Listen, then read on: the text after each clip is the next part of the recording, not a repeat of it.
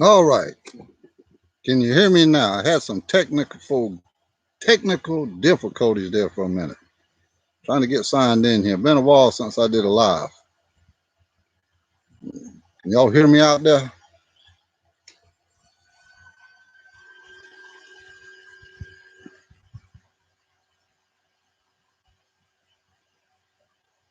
I hope y'all can hear me. This thing was messing up. I had a time getting in to get it to go live there for a minute. That's good. How you doing, Mr. Cleveland, 351?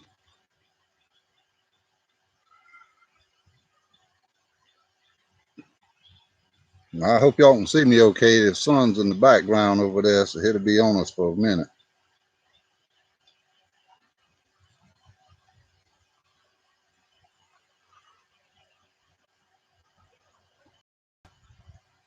Let's say, Shelton. Shelton, can you see me all right out there?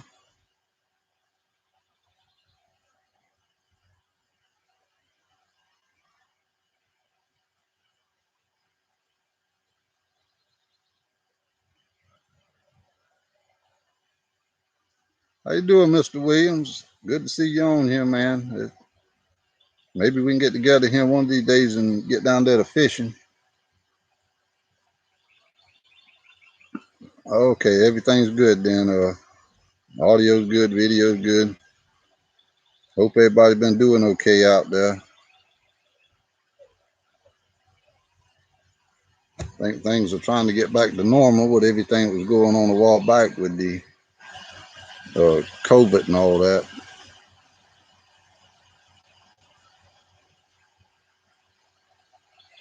Yeah, Mr. Joy, how you doing? Look like I seen the weather either this morning or yesterday evening, and looked like y'all was having a rain back next Louisiana.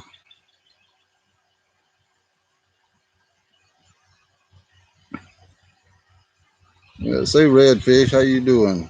Glad to see you on here. Yeah, George Baker in the chat in Louisiana. Very good to see you on here, George.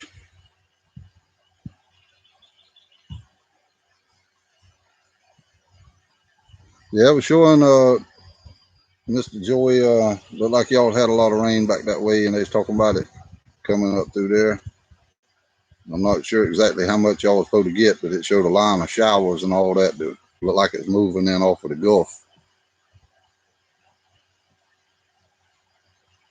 Here we had some dry weather for about the last month. I think we had 1 or 2 rainy days within the last month, but before then it was raining all the time, kept the river high. Now we got into a drought. I always tell them every time I plant a garden, it'll quit raining.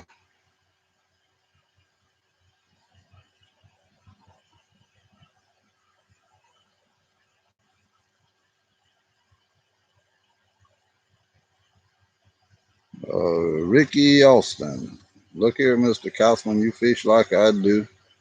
I live here in Hartwell, Georgia. I would love to fish with you one day. God bless. God bless you too, Mr. Ricky. Yeah, maybe one day you can get down here and we can plan a fishing trip and get to go. Mr. William, I went by the last time I stopped, it was about 3 days ago. I stopped at the station and got some gas, and pretty much there was 1 or 2 stations around my town. There's like 5 gas stations, and there was like 2 of them that was out of gas right then. This was 2, even 3 days ago. But the one I stopped at had gas, but all they had was the regular. They was out of the mid grade and they was out of the high octane.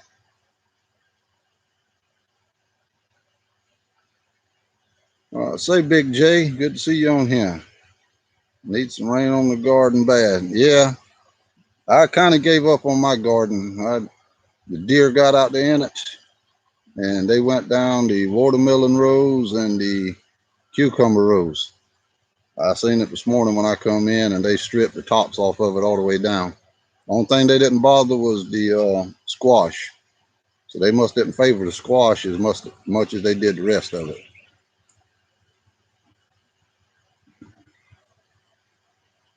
Let's say redfish. Yeah, I recognize your name there too. I see you tuning in and commenting and stuff sometime on my videos. It's down in Mississippi. Good to see you on here. No, Big J, I didn't turkey hunt this season. That's 2 seasons I've passed by and I hadn't turkey hunted any.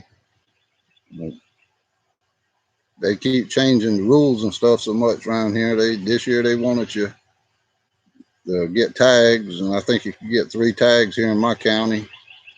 But then after you use the tags, they wanted you to either go in on the computer, either call by phone or something, and report the turkeys at what you're taking. So I didn't know what and all they was talking about that, so I didn't go look it up. So I just didn't bother with getting the tags. But it might have been just something simple. Somebody said it was. I talked with some people after turkey season, and they said it was just a way of keeping up with what counties that had the biggest turkey population, so that they would know how to govern them with giving out tags for the upcoming years.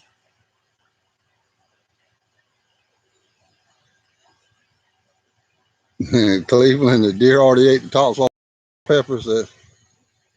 Man, I tell you, the deer are something else now. They right here where I'm sitting at. I'm sitting right here in front of my house, but I'm up under a big live oak, and hit a drop them big acorns a certain time of the year. And I ain't 25 foot from the house, and they come stand here under this tree and eat them acorns.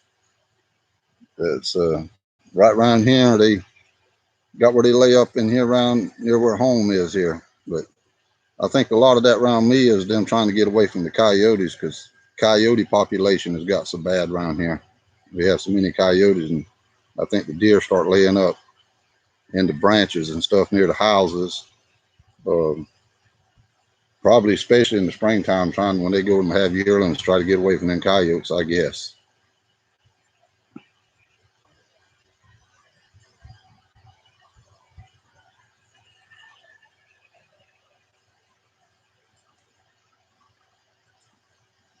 Them deer, they can eat up something now. Just like they walk down my watermelon rows and my cucumber rows. They can strip a small garden in one night.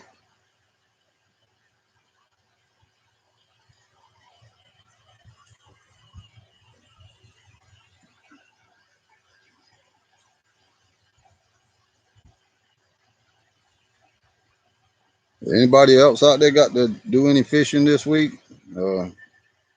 Catch any fish and get out and do anything outdoors this week?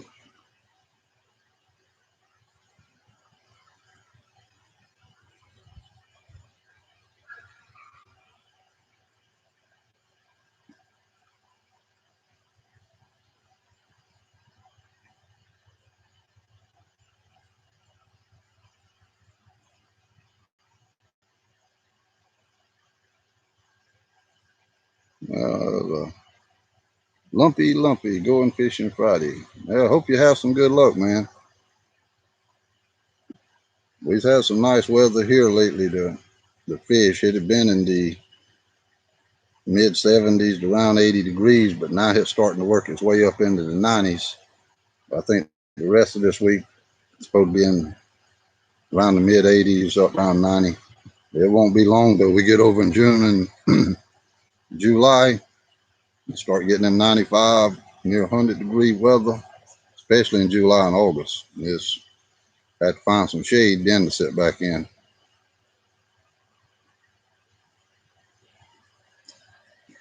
Yeah, usually this full moon in May around here is mostly when they start being hardest around here in South Carolina. First full moon in May. A lot of them brim get on the beds hard then. You can find where they at, you can sit back and pull them.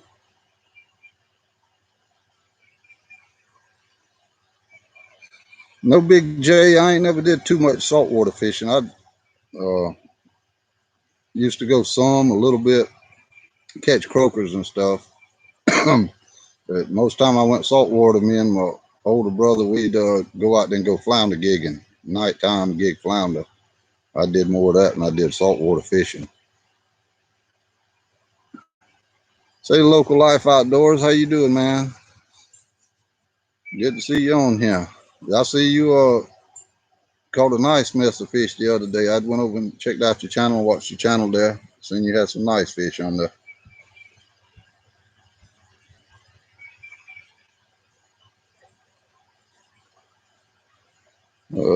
Bill McCrae.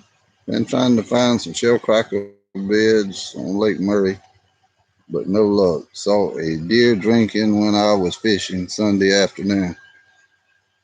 Yeah, I see all kind of stuff when you're out on the water. Yeah. Like I went fishing during deer season last year, and down there, and the 8-point buck swam the river in front of me. I counted the points, but on that GoPro, it don't zoom in. So y'all couldn't see him that good, but he was only like 30 foot in front of me. I counted the points before he got to the hill. He went up on the hill. He's trying to get away from the dogs. There was dogs chasing him, and but it seemed like that old buck had made that route before and got away from them dogs and got by them hunters like that. But they'll swim the river to get them dogs off their tail if they can get to the river.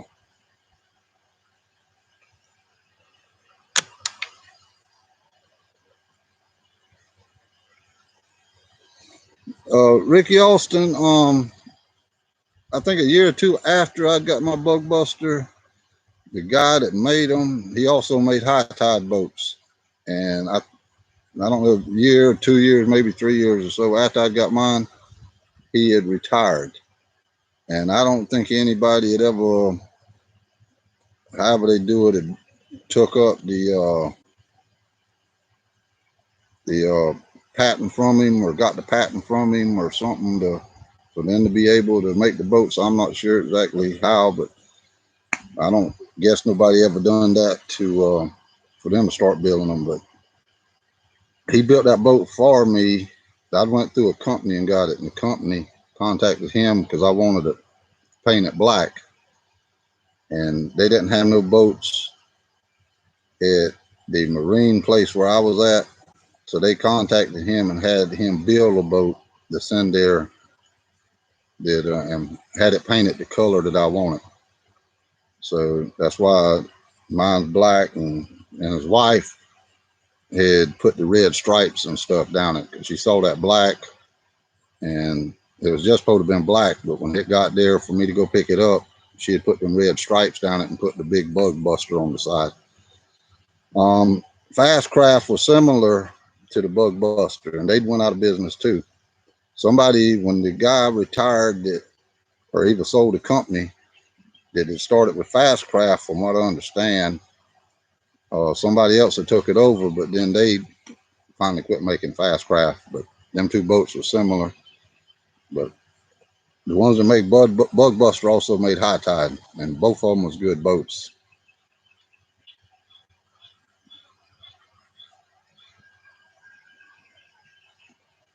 Let's see. Redfish. We have wind and flood going on again. Will never end, I think. Yeah, and it won't be too long here. We'll start having thunderstorms pretty much every evening once the weather gets so hot, and them thunderstorms is uh, meeting this coast along here, and the thunderstorms will make up in the evenings and during the day. Start getting pour downs and stuff. But right now we've been pretty good so far. Just we kind of in a drought now. We need some rain.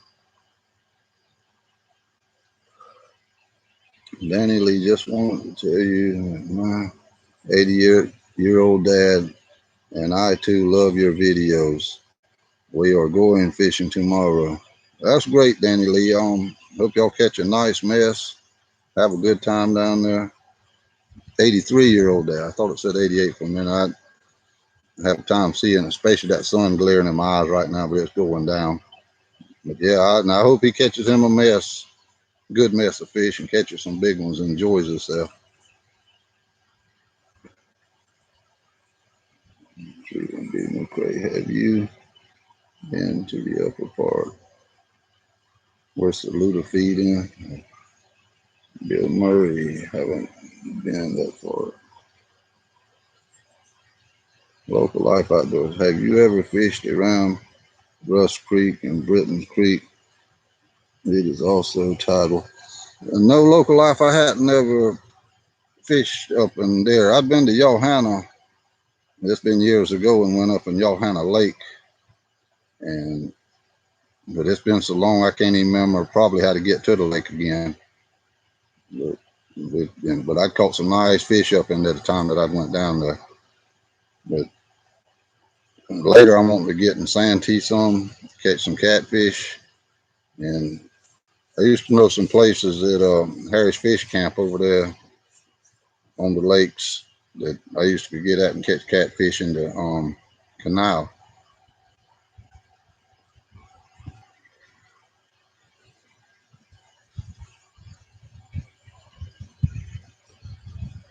Lumpy, sometimes when I'm digging earthworms or something, I dig up a crawfish or something of it, I use crawfish for bait and the grub worms to be getting that dead wood and stuff. Sometimes and brim and stuff love them grub worms also. Sometimes when I'm digging earthworms, I'll dig up one or two grub worms around that rotten and wood and stuff.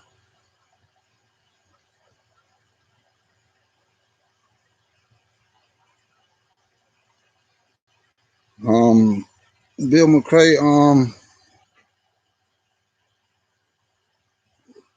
a lot of it's according to where I'm fishing at. If I'm down there where it ain't tide water, a lot of time them shell cracker like to get up kind of out the water. They ain't moving too much, and they ain't necessarily off deep. A lot of times I catch them in 4 or 5 foot of water, but they be off from the bank a lot of times. Um, but sometimes I just make I'll take one rod, make a short cast with, and cast the other one further out, and I'll keep casting sometime behind the boat, and I'll keep moving down at different areas and stopping and parking the boat and doing that and trying different distances and behind the boat and all that, trying to find where I can pick up some to find out if they there. If I catch one or two, then I'll start throwing all kind of around the area, trying to see if I can find a bed of them. And if I only catch them one or two, then I'll sit there a while and then I'll move again. But it's kind of hunt and find. But once you find the beds, usually you can go back to them pretty much every year, unless you have storms or something that changes the bottom. But shell crackers around here in the river, they kind of love almost like a muddy bottom, and sometimes it be a mixture of sand and kind of mud on the bottom. But if you ever notice, what I have in the river around here, a lot of times you can smell that shell cracker. I don't know why that shell cracker got a smell to him, or I can smell him, but it's kind of like old mudfish smell, because he laying on that muddy bottom, that little almost like puff mud or something.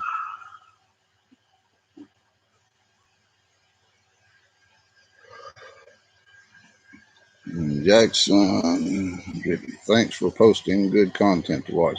Yeah, man, thanks for watching. I appreciate all y'all that watches and keeps up with the channel. I love to see the comments on there. A lot of time I go through and I try to get back to every comment that I can, but sometimes my alerts, I don't know, for some reason on my YouTube, sometimes y'all's comments don't show up on alerts, and sometimes it don't show up under the video right then. A lot of times I go over to comments and mentions and go in to hit, and I'll find comments there that hadn't been posted to the video or something, and I'll answer y'all's comments from there. So sometimes I don't know what's going on with YouTube or my YouTube channel, that it's missing some of the comments at places, but I find them somewhere else. But it may take me a day or two, but I try to get to them and answer many of them as I can, if I can answer them. I try to answer them, best of my knowledge.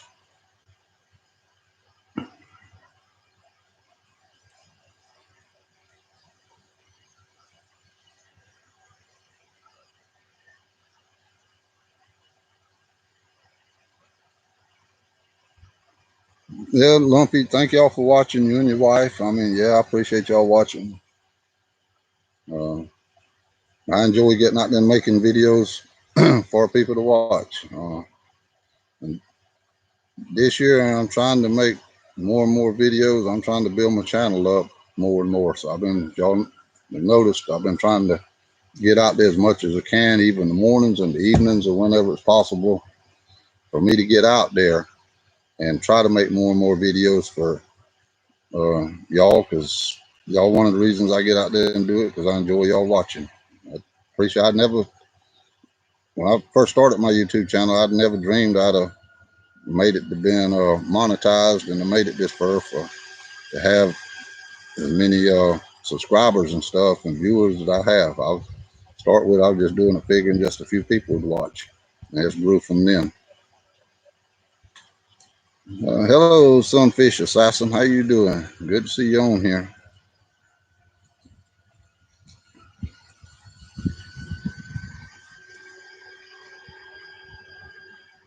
Louis Jordan. I caught some of them bronze-headed bluegill. I never knew nothing about them till watching this.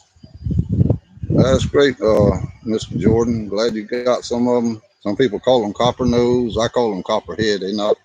I know you got a copperhead snake, but I've always called them copperhead because that's what some of my older brothers have called them. And Mr. 351, thank you, man. Appreciate it. I mean, that's nice of you. Yeah, sure appreciate it, man. But yeah, most people call them copper nose brim. I call them copperhead because copper's up over, it's behind the nose or behind your head, or either way. A lot of people know what you mean when you call them one thing or the other. But sometimes you have somebody could get on there and they're going to correct you no matter what you do. But and them shell crackers, Brim will run with that thing. The shell cracker gets on there, he tries to bulldog it. A lot of times you think you have a mudfish on there. You get a 2-pound shell cracker on a brim buster, you got your hands full for a minute. And a lot of the time I'll be using 10-pound line, and most people around here a lot of times use 8, but I always use 10 because you don't never know what you're going to hook. And I have had, and I know it had to be shell cracker running against that line, and you got a bad place in it, have popped that 10-pound test line on that brim buster. But I don't know if it be because of a weak place sometimes from catching, a lot of fish on one line or whatever. Understood. They crossed your channel a short time ago. Love watching that cooking. Yeah, I got to get out here and make some more cooking videos sometime or another and do some more cooking and things. A lot of time my country cooking, and I like to pick at the wife and try to make a competition out of it with her. And she can cook all kind of stuff, but I try to pick at her a lot of time. I can start off cooking one simple dish, and when she gets started, she starts making all kind of stuff, and she'll start inviting her friends. Oh man, they be cooking all kind of things. Yeah, Sunfish Assassin right now, a lot of nice fish are biting. You can catch them right now, and so I'm trying to get them while I can, put the videos and stuff out while I can, while the bite's good and all that. For all that hot weather gets in, it gets that humidity and stuff gets up. You do any limb lines or trot lines? I'd order Michael Wall. I'd ordered my trot line license this year, but I hadn't even put one out. But I was thinking later on getting my bush line license. I used to set some bush line license, and set some bush lines. That's where I'd catch my biggest catfish at, was setting bush lines. I catch nice ones on trot line, but bush lines what I catch the biggest cats on, using a live brim. Yeah, thanks, Big J, man. Glad y'all enjoy. Your fishing remind me of fishing the Ogeechee River in southeast Georgia. Yeah, and I understand they have a black river that runs down through some part of North Carolina too. I've seen it on the internet. I'd be looking up Black River, and I see there's a Black River somewhere in North Carolina. Sunfish Assassins, the river there hit have a blackish looking tint to it, or a lot of our other rivers around here, like Santee, they have a brown, muddyish looking tint to it. Or then you get over at the lakes, it's kind of a clearish, greenish, bluish looking water, kind of like the salt water if you get to the lakes over there at places.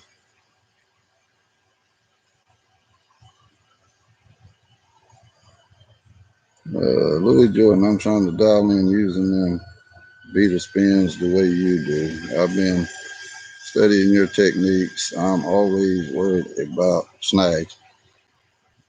Um, yeah, them snags. What I try to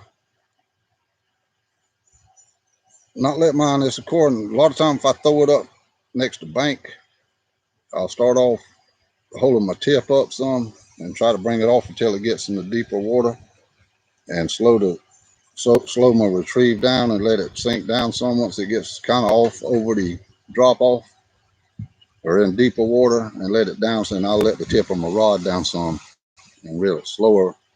But a lot of my strikes come within a couple of feet of that beetle spin hitting the water. I guess that little splash catches them fish's attention, and when that beetle starts to move to leave away from where it hit that water, they run there and grab it. But that's where most of my strikes occur. But some of them will follow it and catch it halfway. Some of them will follow it to the boat and grab it when I go to pick it up.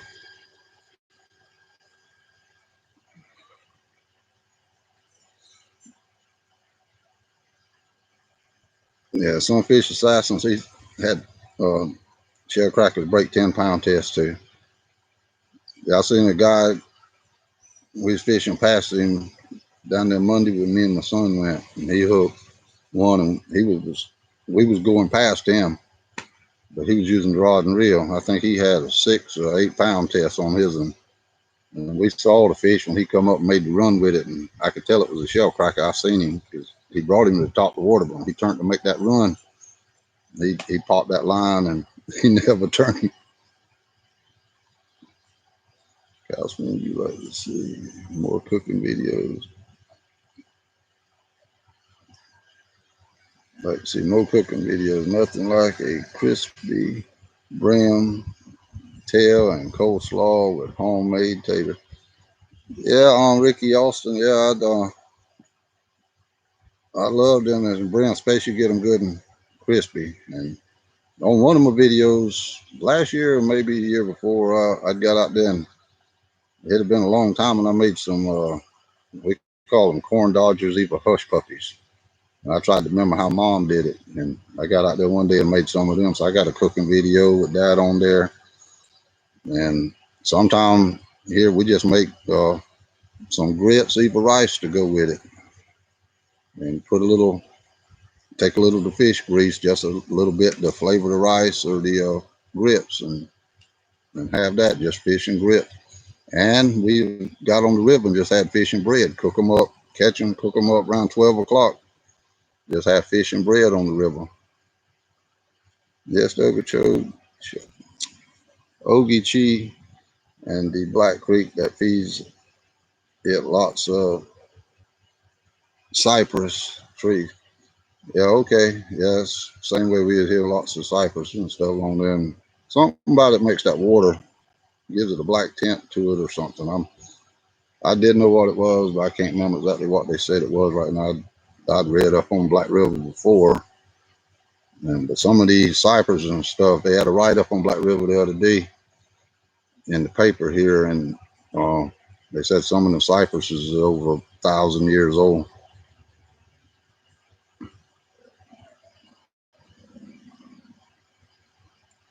Big J Hunter, yeah, Black River runs by Curry, North Carolina. It's got some nice shell cracker in it. Okay. D Clay 61. Hey, Mr. Cosman, them brim I caught the other day were full of eggs. Maybe they ain't bedding yet. But yeah, some of them's already on the beds and stuff. Some of the ones I caught last time I went, uh, some of the bigger ones, they had eggs in them. But some of them start getting on the beds early, start making the beds early, getting ready to spawn.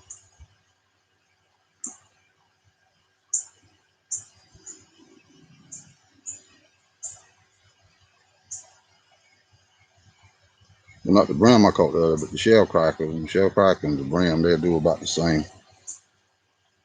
Where is Black River located in South Carolina? I'm used to fishing in North Carolina. It runs from through Williamsburg County, down in through Georgetown County, out into the ocean. Black River, the Walkamo River, and the PD River all run out into the same place there at Georgetown. But it runs from Williamsburg County down through Georgetown County. We probably somewhere near the middle of the state, South Carolina, near the coast.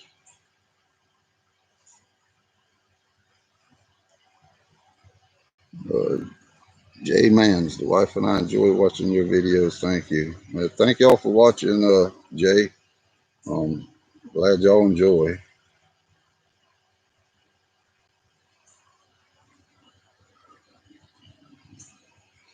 And when it comes to the beetle spin, I throw hit a lot of time. That beetle spin is more forgiving when you have a lot of snags and stuff and roots and things to hang on. It's more forgiving than what the rooster tail is. The rooster tail, the fish love it. And it's a great lure too.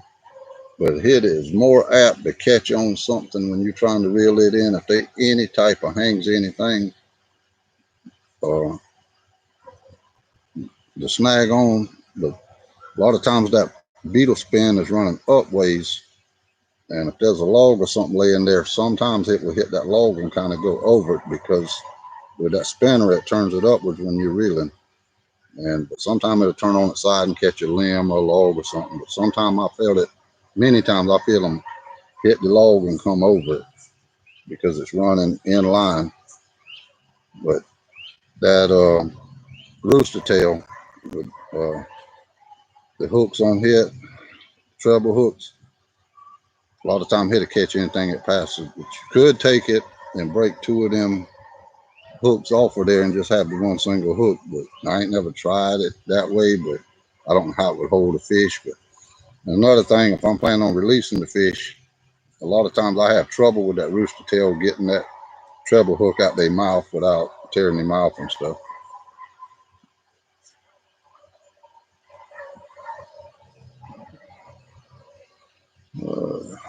Lumpy, say, do you remember them corks with the treble hook on it? I can't find any for sale.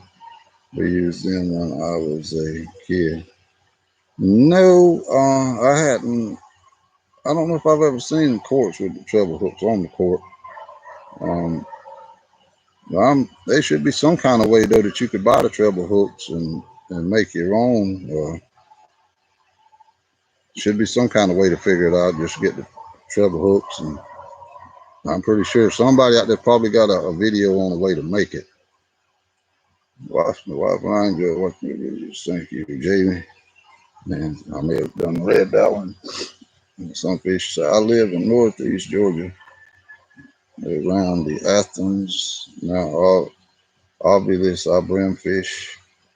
I fish 260 acre public lake, a 500 acre reservoir, and a couple of ponds. And the biggest shell cracker I can pull, I was about 13 inches.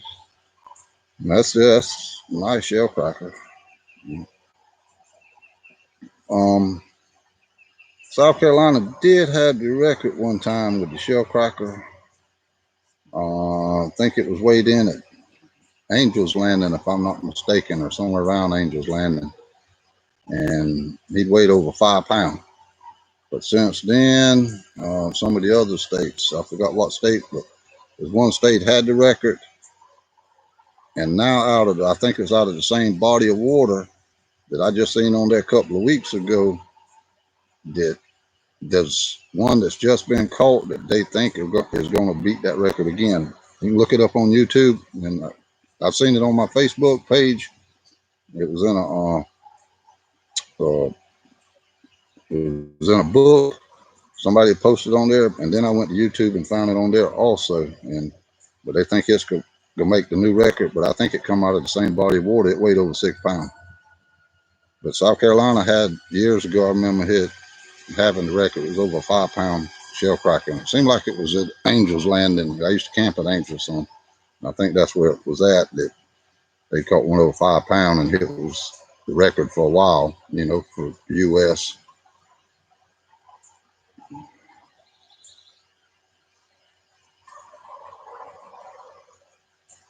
When you come in to fish, Murray or Santee, I'm gonna get up that way. I can't say exactly when. Um, but sometime enough, I just had trouble with my truck the other day running hot. I went fishing and got home, and it was running hot before I got here, and it cooled off, and I had to went in there and the connector hoses that runs to the heater coil. One of them had busted. Well, I found where the leak was at. When you was running it, you get home and turn it off. By the time you get it turned off, you couldn't see where it was spraying the water at. But anyhow, I went in there and I found it, and I replaced that. And now I was having trouble a couple of days ago with my boat motor. I don't know if you can see the plug or not, but it didn't want to crank the last couple of times, but it got worse and worse over time, getting harder to crank. But last 2 times it didn't want to hardly crank. I said, I ain't never put no plugs in there. And that motor's a '06.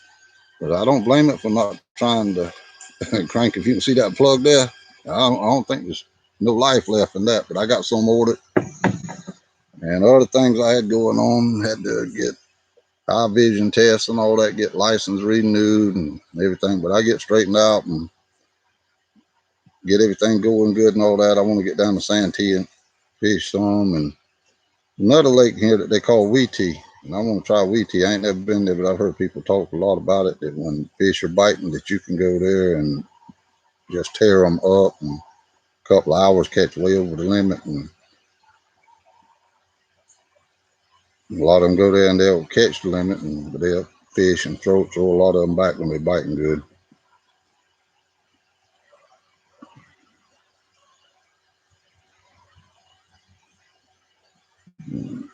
Some fish are size, some do you fish with spin dandies here. I can catch them on artificial, like I can. I ain't never tried the spin dandy some fish or size. But I keep trying different lures. I fish with stuff for a while, and then I'll try something new, check it out and see how it does, because you don't never know what the fish is going to be uh, liking for that particular time. And a lot of times y'all see me switch colors. I have switched colors before fishing the beetle spin. I'd be fishing one color and not having much luck, and something simple, switching over the color, and would catch more fish than what I would be catching on the color that have been catching fish for me before. And I don't know, fish are a funny thing. It's when they want to bite, they'll bite. And if they don't want to bite, you can throw it in the middle of them, and ain't none of them to touch it. And that's all in fishing.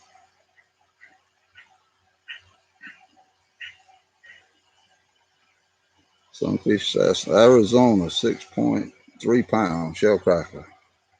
Yeah, I think that's where it was at, was in Arizona, but they was one had the record there, and now they think one is going to break that record, and I think it come out of the same body of water that the one that broke the record to come out of. But anything over a 5 pound shell cracker, no. Between the 2 and the 3 pound shell cracker, that's a nice fish. But then anything get over 5 pounds, it's a flat fish. Whew. Can you imagine the pull that one of them shell crackers that big can give? But then again, I ain't knew it. Maybe like the catfish, old big catfish, he'll pull hard for a while. But then you kind of, with a smaller size catfish, a lot of times can run hard. But you imagine that's a heck of a pull, though. You prefer wire hooks or others? Which do you use?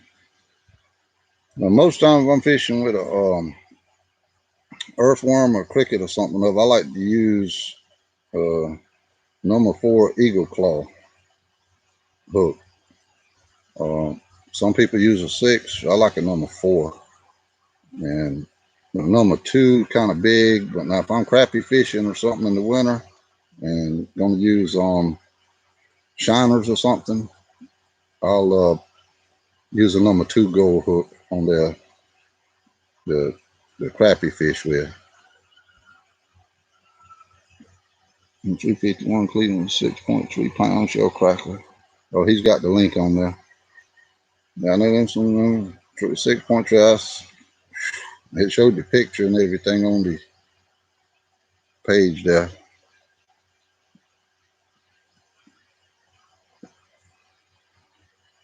Benjamin Johnson. I live in North Carolina and fish the Cape Fear. All I use is the white crappie slider with pink tail on the 1/16 ounce jig head.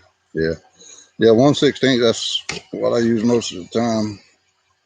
I brought the jigs out here with me in case somebody asked. I can show them most of the time what size jig head I'm using or whatever, but I'll use different color jig heads also if y'all want to see. Sometimes y'all see me using pink, sometimes that green and yellow, green and chartreuse, whatever. But I use different colors. But now when it comes to the beetle spin, one of my favorite colors is that white spinner with the red dots. I've used it since I was a teenager. It's always been one of my favorites. It's been my go-to grub to put on that spinner for years. D-Clay 61. I meant to ask the other day and forgot. Is there any way to check tides before I drive down the Pine Tree Landing? The one website I looked at was way off.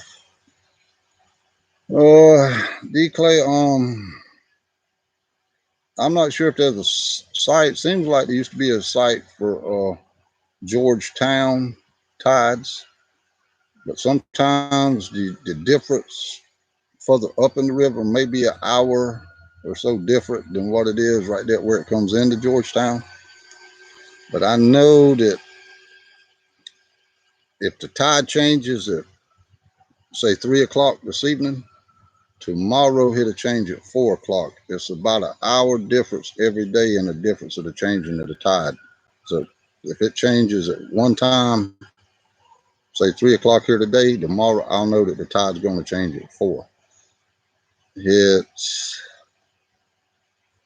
I'm trying to remember. It either goes out for 5 hours and comes in for 6, or goes out for 6 hours and comes in for 5. I can't remember, but I know it's an hour difference each day that you can look for that tide to change. But I live near here, so it's easy for me to just go down and check. But look up something with Georgetown on it, Tide Waters, and see if you can find the Black River on there. Sunfish Assassin, he caught the 6.3 pound shell cracker on night crawlers of like 30 foot of water. Oh, okay. I didn't see the depth or what he caught it on or nothing, but I remember seeing the thing where he'd showing the picture and all that, and they was talking about it.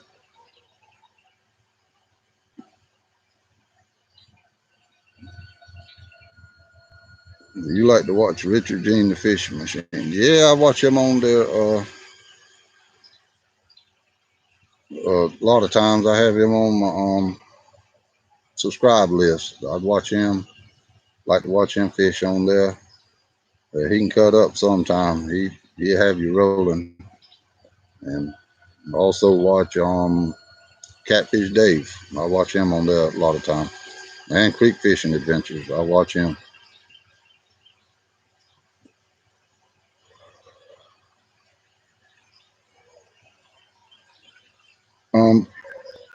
Billy McRae, if they got pretty good size eggs in them, sometimes I'm cleaning flatfish. They got pretty good size eggs in them.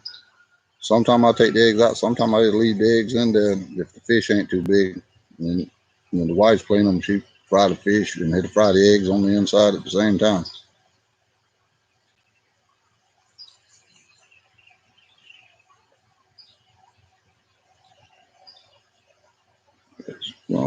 And Black River. Okay. Well, okay, A-file. Yeah, I've seen a few videos on the Black River, North Carolina. I hadn't seen a lot of them, but I've seen some of a few. But the ones I've seen, it looked like a nice river also.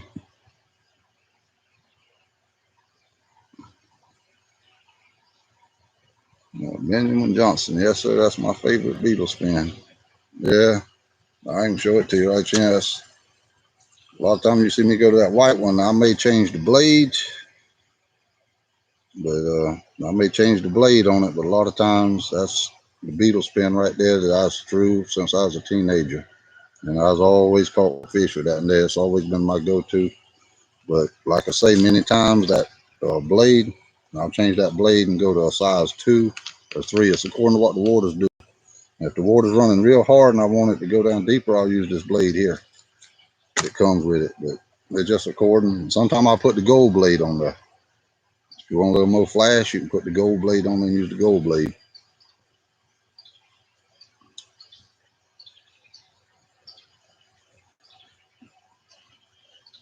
Some fish says, I have a video on crappie marinated in crappie eggs and fried. I eat all the eggs. They good. Like I say, sometimes the wife fry them up. If the fish ain't real thick, real big, thick shell cracker or brim or a warmouth, I'll leave the eggs in and they'll fry while the fish is frying.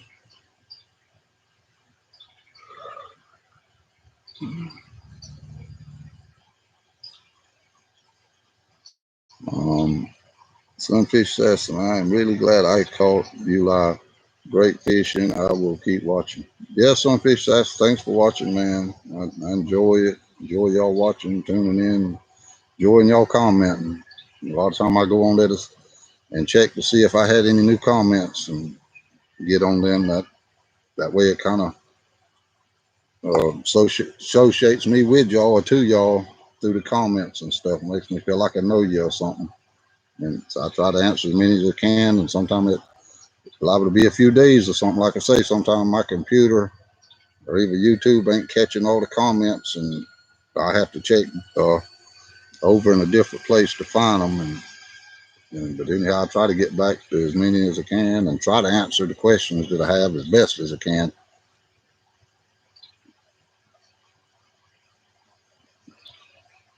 What tide do you do the best on? It's according. Sometimes the fish will bite better on the going out tide. Sometimes they like to feed better on that tide. But when the tide's going out here in the Black River where I live, a lot of time that water's running hard. Um, well, not hard, but faster than what it is coming in. On the coming in tide, you can fish much slower because it'll rise slower than what it is going out. The water will come back in more easily, and you can just kind of drift along and fish at your own pace. Going out, you either have to find places to get out the running water up in creeks, or find a slough, or get behind a curve in an eddy or something to try to get out that hard running water going out. Or either sometime I'll turn the boat around backwards and just let the tide push backwards, and I can take the electric motor and keep stopping the boat and trying to throw into places as it's pulling me back, with the tide. And that way, if I do get a bite or something of it, I can hit the electric motor and try to stop the boat to get the fish in. But now if that tide's going out and you got a heavy wind, there's some rough fishing then, because the wind trying to blow you one way, the tide's pulling hard going the other way, and it'll wear you out. You'll be tired when you get home. That's when you start hunting creeks and stuff to get in.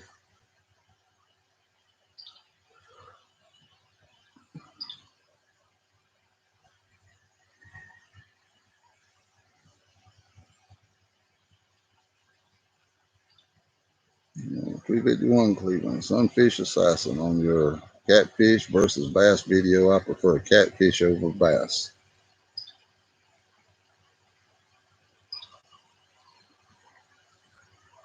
Hello from Kansas. Thanks for the videos. Yeah, Jace, thanks for watching. First with any rivers North Carolina you thought about fishing? Um, Curtis, I don't know much about the rivers and stuff up North Carolina. Most of the times when I've been to North Carolina, I've been up around Cherokee and Maggie Valley and stuff up in, I guess the Asheville area, and up there and seen the streams and stuff coming down through the mountains and some of the trout ponds and stuff. But I had never fished none of them. But seemed like that would be some good fishing up there. I had never fished for trout or anything, but I've been wanting to try it. So if I ever get up that way again, I'm gonna try to do some trout fishing up in the streams and stuff. But I'd heard my brother went up there one time and they fished for trout, and he said that you could take a can of corn, and from what he'd seen, and put the corn on the hook and catch the trout with corn.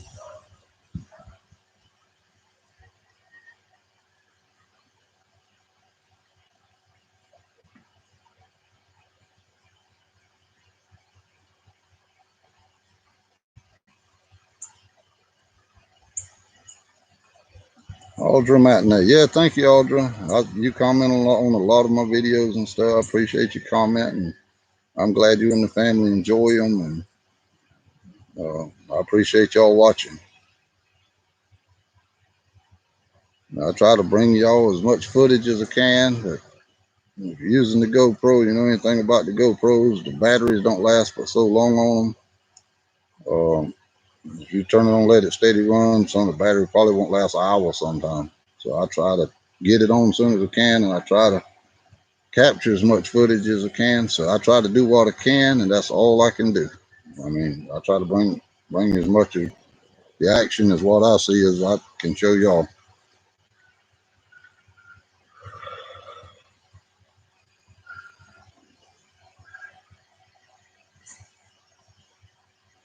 It's hard finding brim where there's not gar or bowfin. Yeah, and Black River is full of them too, bowfin and gar, a lot of them. And a lot of the fish that I catch, the brim and stuff, you see where a lot of them scarred up, and I think a lot of that's by garfish. Skip Lewis. Hey, Junior, you sure have been wearing them panfish out. Good work. Yeah, thank you, Mr. Lewis. I've been doing what I can with them, working with them while I can for weather gets so hot or anything. And the later it can get hot, and I'm going to have to either start fishing early in the mornings, real late in the evenings, or finding me some shade and sitting back in the shade and fishing, getting out that hot sun during the uh, middle parts of the day when it's up so high.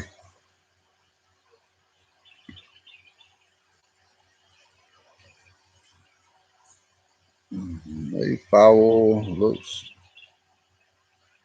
like you're giving your son some lessons with mine and me and him and my dad.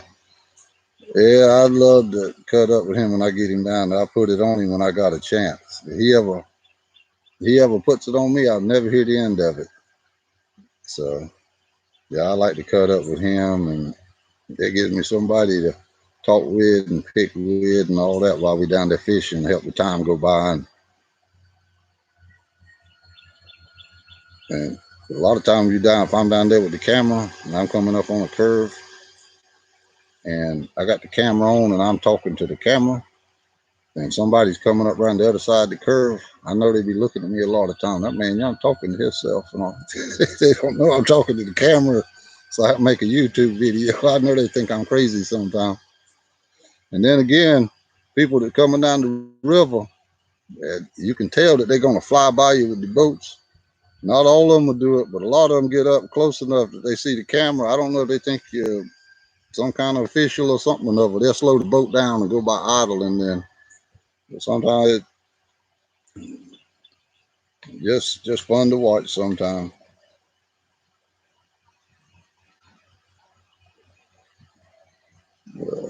Fleming outdoor adventures. Some of my favorite is sunfish, or any kind of sunfish.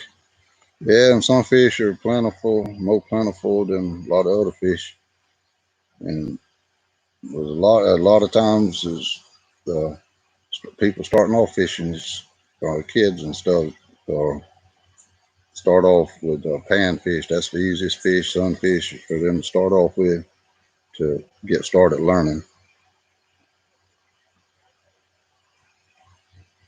Ricky Austin, Councilman, you do a fine job. Thank you. Thank you, Ricky. I'm glad y'all enjoy, man.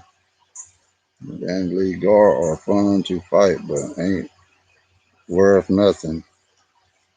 Yeah, I tried many years ago. Somebody made, and I didn't think there was any kind of way to eat a garfish, but somebody made some garfish patties.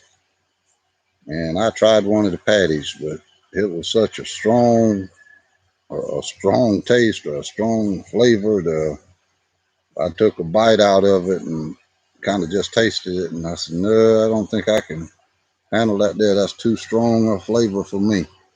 But yeah, they make people have different ways of making garfish patties, but it ain't for me though. I don't. It's just too strong a flavor.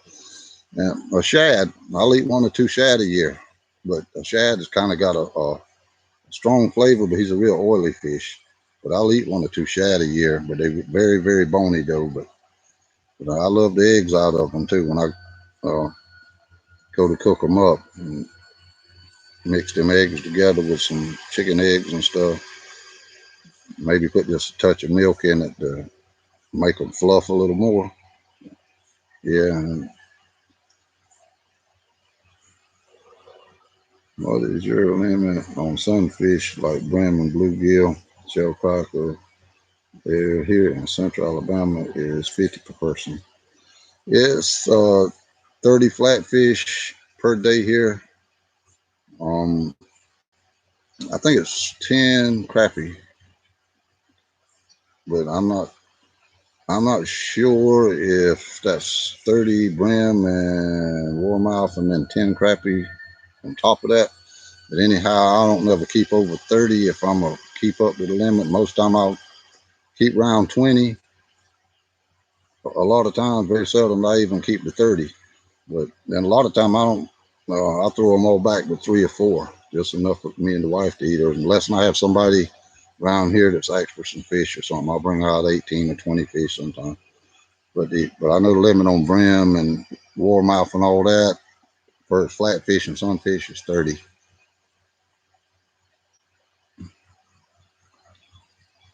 Frankie Lee Max, on here doing a live stream. Frankie, come on here and talk with some of the subscribers some and see how everyone was doing.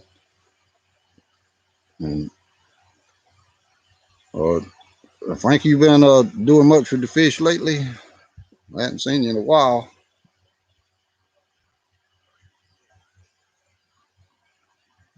Jay snapping turtle having a bad day. Will scar up fish too. Yeah, them snapping turtles, they hard on the fish also. And a lot of time y'all see me catching them and I'll pick up some and I'll show you all the scars and different things. Fish, where the fish have been scarred, cut. And some of them just don't know what happened to them. I mean, it's ain't no telling.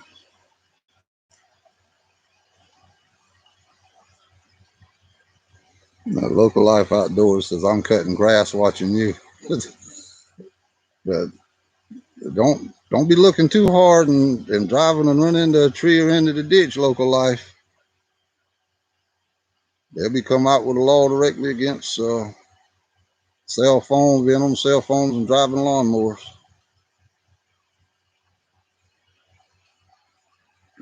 Curtis Wood, I'm trying to get back into brim busters. How many feet of line do you have on yours? Mine is 10 foot, and I don't know how long I need the guess he means line to be. If I use a 10-foot brim buster, I'll try to run the line at least the length of the pole, make it the same length as the pole is. But a lot of time I'll come down 6 inches or so longer than the pole. And then that gives me a little bit extra. If I break some of it off or something, then I can retie without having to replace the line. But I at least have it pretty much as long as what the cane is that I'm using. But now on one or two of my jigger poles that I'm gonna use for jigging on the bottom or something, I'll wrap the line around the uh, hinges that's on there and have extra line. So when I get in deep holes, I can unravel it and let the line down as deep as I need to reach the bottom. But then if I get hung up with something hit, I don't have to. It'd be a while before I have to replace the line on it instead of having to tie up so much. It's according to how I'm fishing, to how I rig up my line and stuff, the length. But if I'm using it with a cork and cricket, I just put it as long as the pole or a little longer.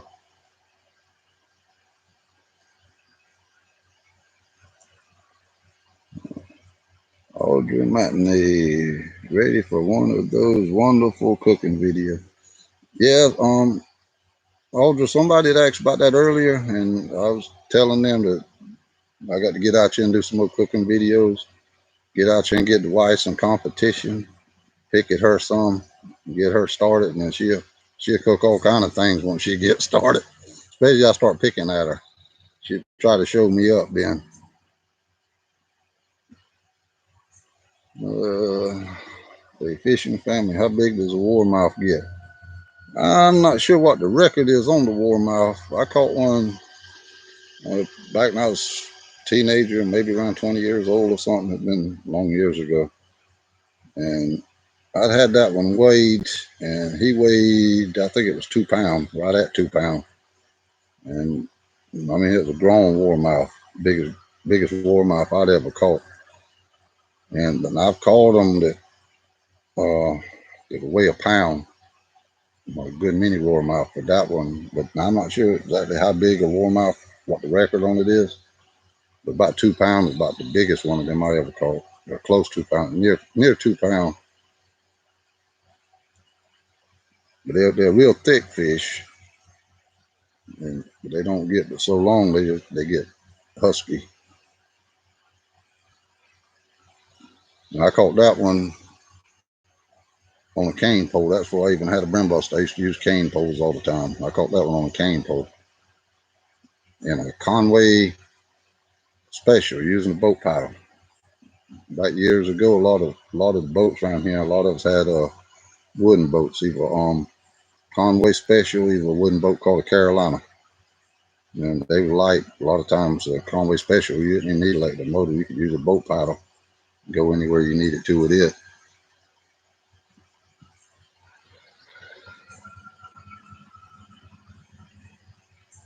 Ricky Austin charge cutting grass. Yeah, I hate to get charged cutting grass, running into a ditch, running into a tree or something. Frankie Lee Max, we've been doing good. We got a Brim tournament June the 5th at P House Landing. You should get in yet. A lot of guys from Safe Rack going to be there. I might do that, Frankie. I have to wait and see. I got some boat plugs supposed to be coming in Saturday. I ain't got no plugs in my boat motor right now. I might go down there a day or two and just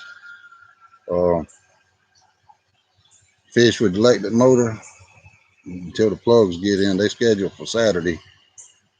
And I think I about burnt them there that there ain't hardly no life left in them.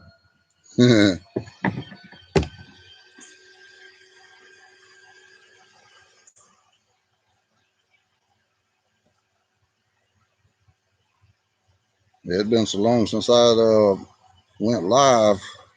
I had to remember how to get to the live place on there. I was about to get in a panic there for a minute. I was trying to go live and it wouldn't go live. I had to get out my booklet and look through there and be sure I was doing it right. But something of it just, I was having some technical difficulties there for a minute, but anyhow, we finally got on there.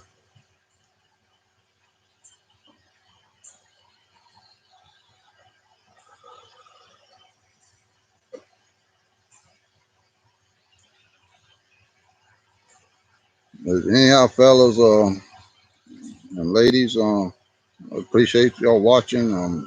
If y'all don't have any more questions right now, anything, I'll get straight in a minute to head back in the house. Danny Dowdy, been fishing the way you fish in all the rivers in the Florida Panhandle handles and Alabama most of my life. Enjoy your show. Thanks, Danny. Thanks for watching. Um, yeah, I try to put out as much as I can here, especially here lately, the weather being nice and all that and everything. I'm trying to build up my channel too, trying to get many subscribers as I can, much views, trying to trip that YouTube algorithm or whatever they call it. But anyhow, I'm trying to work on it some.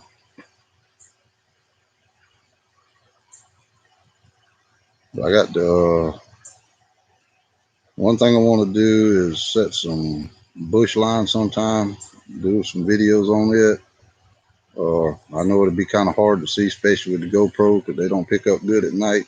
But I want to try to do that and everything, and some little bit of different other things that later on I want to try to do to bring something different. I try to keep doing something different. Sometimes I have to do the same kind of fishing, maybe 2 or 3 videos, and then switch over to something. But I try to do what I can do, and I try to think of different things to fish with and different things to bring you. But anyhow, we could try some different fishing, different techniques when we can. But all I can do is what I can do and bring you what I can bring you. Anyhow, enjoy y'all watching and everything.